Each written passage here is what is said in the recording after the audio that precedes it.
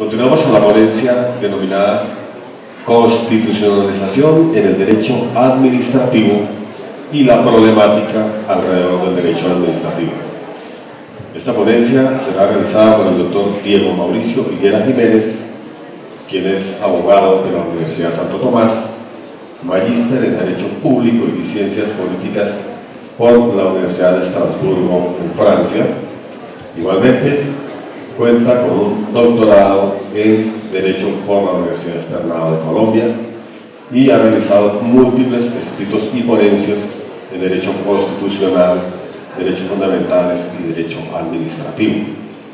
Actualmente es director del Centro de Investigaciones Sociojurídicas categoría A y es editor de la revista indexada Principia Juris. Doctor Diego Mauricio Higuera Jiménez, sea bienvenido.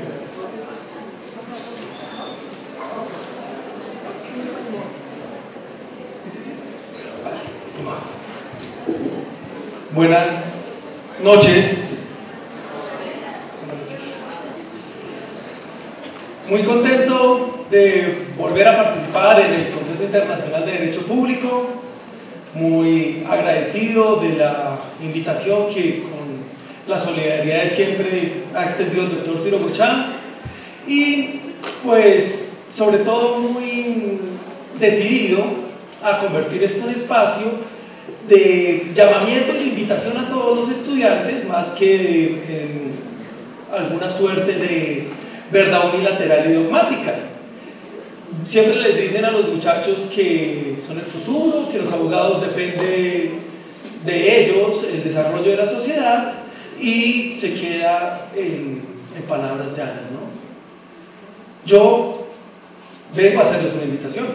Vengo a hacerles la invitación de ser comprometidos, al mejor estilo de un equipo de superhéroes, en luchar por la justicia. Un equipo un poquito grande de 600 personas, pero sigue siendo un equipo. Y la invitación que todo el tiempo se hace, que se hace reiteradamente, normalmente pasa fácil al olvido, porque aunque el estudiante escuche de muy buena voluntad y muy buen corazón, sí es compromiso de todos el desarrollo de la sociedad. Sí, es compromiso de todos la justicia. Le queda a alguien joven una pregunta obvia: ¿y cómo lo hago? Y no consiste obviamente en ir e interponer demandas por cualquier motivo, ni empezar a hacer marchas por cualquier inconformidad. Esa no es la lucha por el derecho. La lucha por el derecho, que es lo que bien enseña Monieri, es el estudio pertinente del derecho. Y esa es mi invitación. En la vida moderna, las sociedades han organizado su estructura política alrededor de las democracias constitucionales. Democracias que tienen la gran característica de representar los derechos fundamentales de manera explícita en un cuadro dogmático y plantear sistemática y previamente una división de poderes. La idea no es nueva. Desde el artículo 16 de la Declaración Universal de los Derechos del Hombre y del Ciudadano, en la Revolución Francesa, se dice que solo tiene constitución un pueblo que se dota de derechos fundamentales y división de poderes. Pero el constitucionalismo y el consecuente fenómeno de la constitucionalización viene con la facilidad de medidas para hacer efectivos estos derechos y esta división de poderes. De nada nos sirve tener un catálogo descriptivo de las mayores garantías y libertades civiles si no hay medidas para hacerla efectiva. El constitucionalismo consiste en hacer efectivas estas declaratorias y que no se quede en papel y letras bonitas. Pues una de esas medidas es la acción pública de inconstitucionalidad, diseñada para desproveer de valor jurídico las normas que contradigan la Constitución. Todos lo saben, declarándolas inexequibles. Pero a veces estas declaratorias de inexequibilidad resultan un poco polémicas, que es lo que nos tiene en esta ocasión acá. Y en concreto vamos a ver la polémica derivada de la sentencia 818 de 2011, que ejerce control de constitucionalidad sobre varios artículos del actual Código Contencioso Administrativo, que es, ¿cuál ley? ¿Cuántas veces les habrán dicho en estas presentaciones? Y efectivamente la 1437 es el nuevo Código Contencioso Administrativo. Y oh sorpresa de nuestra técnica legislativa, ya tenemos varios apartes declarados inexequibles.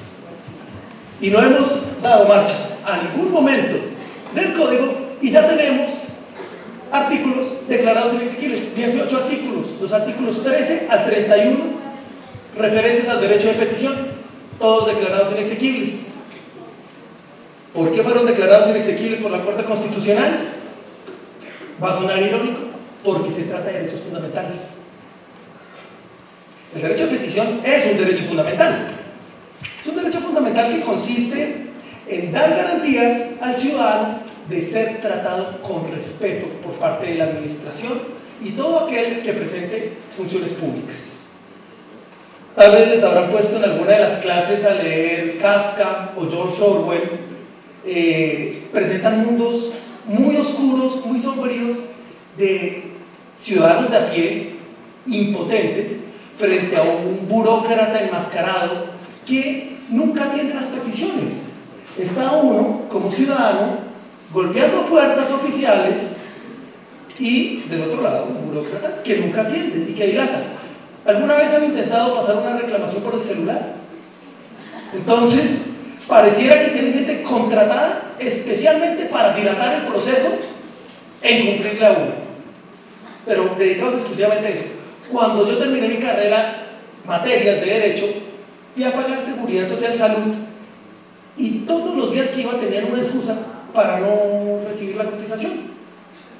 La primera vez tocaba los 5 días hábiles, los 5 primeros días del mes. La segunda vez no eran los 5 primeros días calendarios, sino hábiles. La tercera vez que fui, solo recibían en la mañana. La cuarta vez que fui, solo recibían los 5 últimos días. Entonces, frente a esa desidia burocrática, pues los ciudadanos tienen una garantía que representa su trato con dignidad, el derecho a la petición. Un derecho que consiste en poder presentar solicitudes respetuosas y claras a la administración y a los encargados de los servicios públicos. Y esa respuesta debe cumplir varias características. Debe ser una respuesta dada en tiempo. Debe ser una respuesta de fondo. Porque claramente una respuesta elusiva, ambigua, pues solo sería una violación escondida del derecho. El derecho se atiende respondiendo en término, respondiendo claramente. Claro, puede negarse el derecho. Ya si el ciudadano está en desacuerdo, pues tiene todas las medidas contenciosas para respaldarlo. Pero solo cuando le responde, tiene que demandar. Para esa garantía está el derecho fundamental a la petición. Ahora bien, resulta que nuestra Constitución, en el artículo 152, establece explícitamente que las materias propias de los derechos fundamentales deben regularse por ley estatutaria, de manual. Ley estatutaria que tiene una característica de trámite, implica en una sola legislatura el doble de discusiones y control previo por parte de la Corte Constitucional antes de ser proferida. ¿Qué pasa cuando el derecho fundamental, conforme el requisito del 151, no es tramitado por una ley estatutaria, sino por una ley ordinaria? Pues este vicio de competencias implica una declaratoria de inconstitucionalidad y deberemos desprover de valor jurídico esa ley. El Código Contencioso Administrativo fue promulgado como una ley ordinaria y la Corte Constitucional deduce en el acto hay que declarar inexequibles los apartes propios del derecho de petición, artículos 13 al 31 les había dicho, porque claramente cuando se afectan núcleos esenciales de cualquier derecho fundamental, la competencia del Congreso está en las leyes estatutarias. Si se tratara no del núcleo esencial, es decir, la parte intangible, indispensable para el goce del derecho, pues nos encontramos en la periferia de ese derecho y ahí sí es posible regular por ley ordinaria, dice esta concepción. Pues bueno, la pregunta que se formula en la Corte Constitucional: ¿se trató de una atención, una regulación del derecho fundamental a la petición? Y la respuesta es que sí. La respuesta es que sí, porque el núcleo del derecho de petición está en que sea atendida la solicitud en el tiempo debido.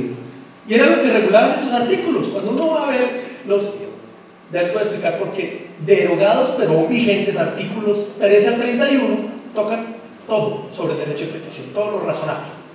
Condiciones para interponerse, si se puede interponer de forma escrita o verbal, ante quién se interpone, en qué término debe resolverse, la diferencia de los derechos de petición, si se puede interponer en general, en interés particular, de información, de consulta, sanciones disciplinarias por no atender la petición.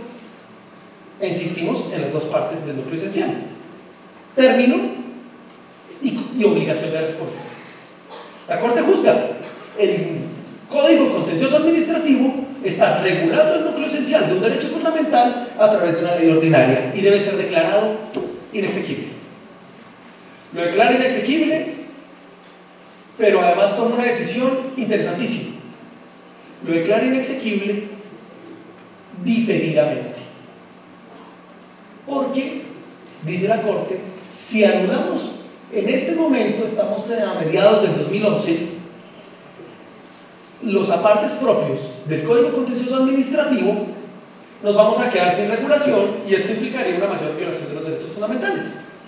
Para evitar eso, le vamos a dar un plazo al Congreso hasta diciembre del 2014 para que pueda legislar sobre la materia.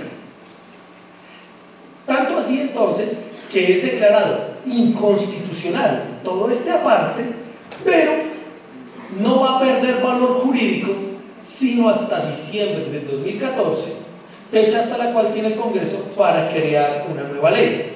Problemas pragmáticos: si es inconstitucional pero no lo anulamos, ¿por qué entonces nos incomodamos estos 2 años y medio de vigencia que acaba de facilitar la Corte Constitucional?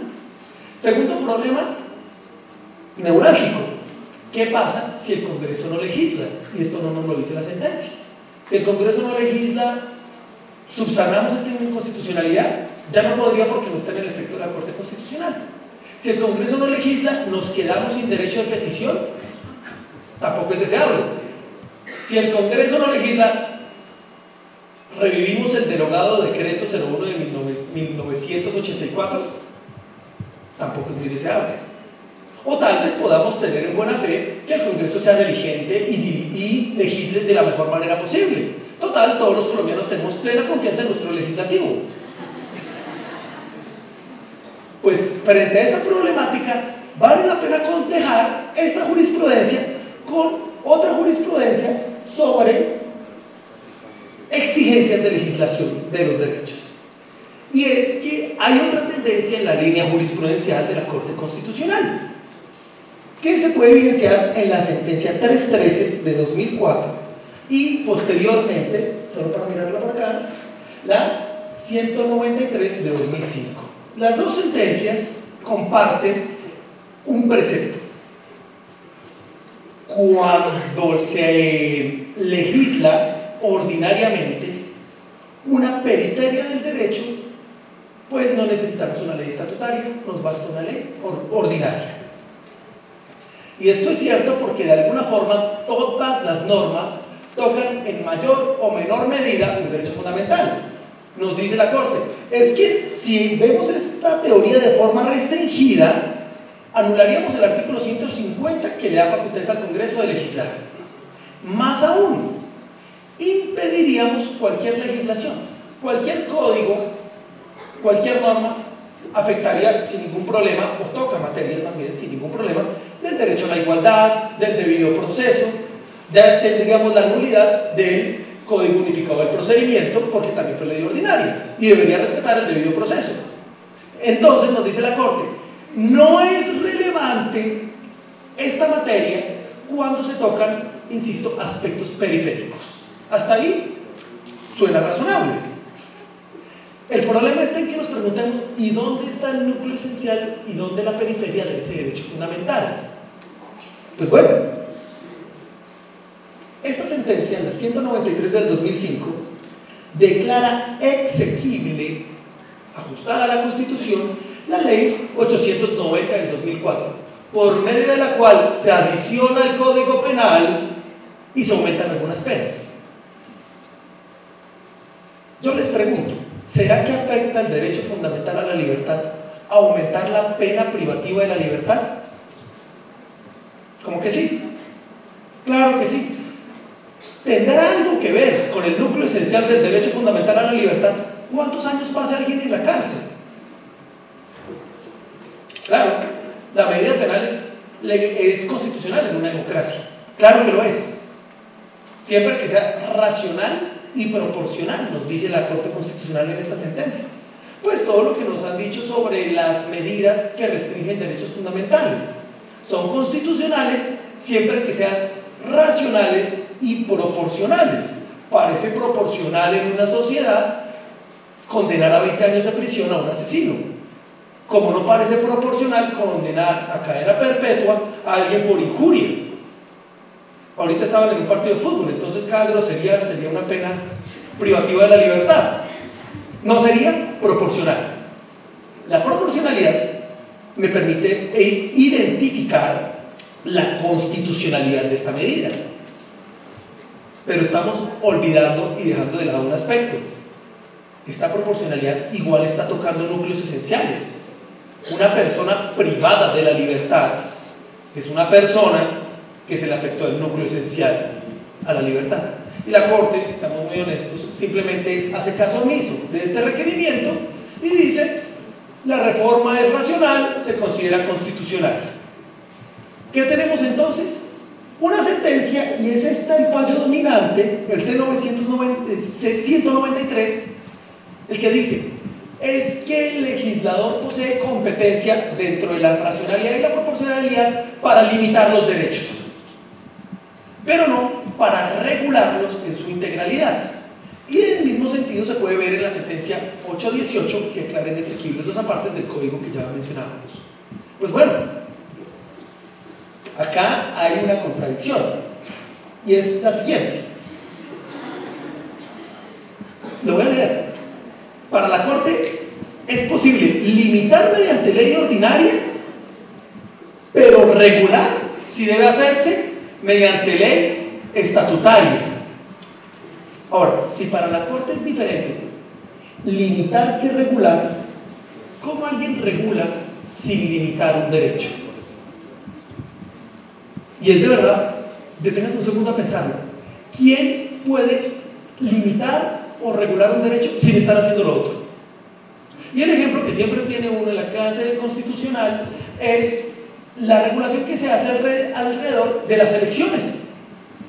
El derecho a elegir y ser elegido, votar, es un derecho fundamental. Los derechos políticos están en el artículo 40 de la Constitución y son derechos fundamentales. Obviamente son derechos fundamentales, si no, no tendríamos democracia. Ahora, la registraduría dice,